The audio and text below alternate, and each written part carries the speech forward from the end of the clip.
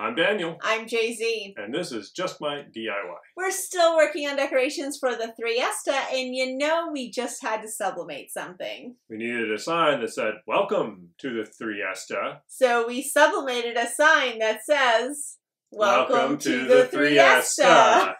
We went to design bundles and picked up some images and fonts and to the Dollar Tree and got some flowers to make the cute little adornment up top. We're going to show you how we did this in just an afternoon right now.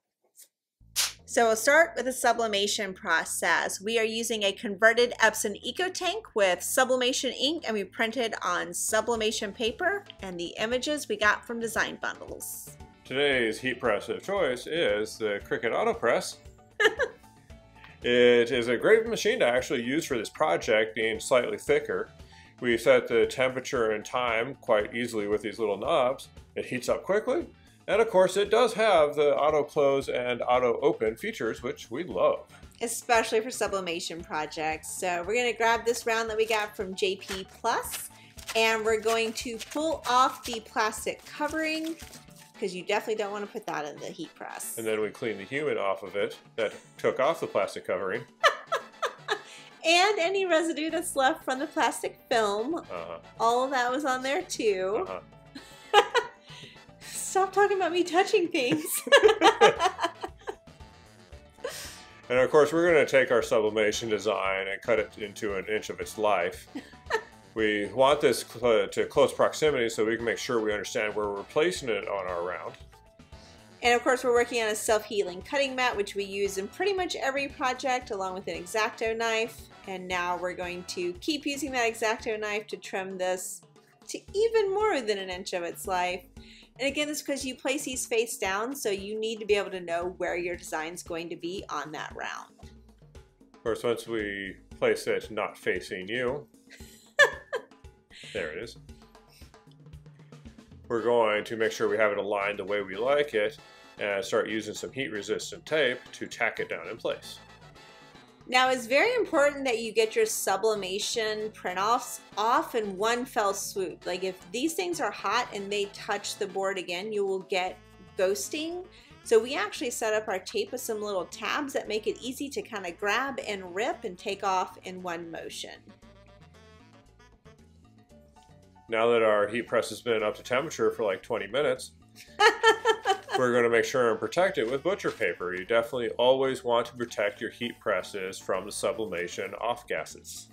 Absolutely. And one thing you do need to keep in mind with the Autopress is that it does have those curves in its shape in the platen, and so you want to make sure that you are working within the right part of the platen here. So that's why you see we take a lot of time to place it appropriately. 2 sheets of butcher paper on top and then 2 fingers to close. And here you see the auto open feature. Which is so nice. And it actually takes everything with it. So we get it set, we peel it like we said in one fell swoop. And now we have a beautiful design that's sublimated really well. We're going to set that down to some silicone mats to cool. Now we're going to work on the florals. We like our flowers to be interchangeable, so we pull out a popsicle stick and we use these Posca paint markers, which are amazing if you haven't tried them. And we put our artistic talents to coloring the popsicle white so it'll blend with the board if it's seen through any of the florals.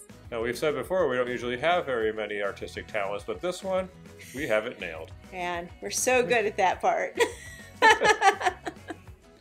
So using this white popsicle stick, we're going to separate some of these floral thingies that we got from the Dollar Tree. Yes, we did.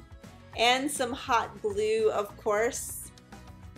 By some, she means an insane amount. A lot of hot glue, definitely. So you want to make sure that you trim your florals flush to the bottom so they can stick really well with the hot glue. And we're going to put a couple flowers over here on the sides.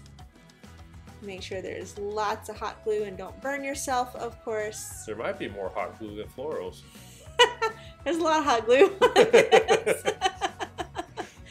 Gonna to put a bright, happy yellow one in the center because we're just trying to use all the colors for this THREE-ESTA. And it is a celebration, so why not make it bright and happy? It should be. It's a kid's birthday. But it wasn't enough. It wasn't. That yellow flower wasn't quite sitting right, so back to the stash to grab one more to put on top, and that really did, I think, make that adornment perfect. Yeah, it made it pop. We love to use command adhesive, the Velcro strips in particular. You see us use these in a lot of projects because they're so handy. We're using this for this particular floral, so that way it's removable. So we're just going to squeeze that on there and hold it for a little bit before we do the hardware. Yeah, so now we're actually going to remove it. To do the hardware. There it goes. So we flip it over. Now we're going to go ahead and mark where we know the edges of our sublimated design to be, so we have a base of how to draw straight lines and our hanging points. So we pull out the Martha ruler, and we get some general even measurements for, it doesn't matter really where they go as long as it's consistent and mildly centered. We made a couple of marks on there and then decided to kind of make them a little bit wider, but wherever you put these, just as long as they're even, it'll work out great. So, as if we haven't used enough hot glue already. More hot glue! It's great. It's such a universal adhesive. It is. But you see we are using a pen to hold that down because metal plus hot glue is really hot. And then of course hot glue plus ribbon equals secured ribbon. We don't like to tie knots in the back of these because it makes it sit weird on the door, so we like the ribbon to stay flat. Just make sure to let it sit for a little bit and fully cure before you try to pick this thing up. Now we're going to trim all the spider webs and we're going to hang it on this wall first before we put it where it should go. And here it was for the party. And that is why we love sublimation. You can make a full color sign to hang on the door in just an afternoon. So if you like this video, give us a sign, push the like button, subscribe, ring the bell, tell us about it in the comment line, and of course, everything that we used to do this is listed out in the description. Also in the description are links to all of our social handles. Please connect with us across platforms. We love hearing from you. And don't forget to check out our blog at justmydiy.com. Thanks for watching.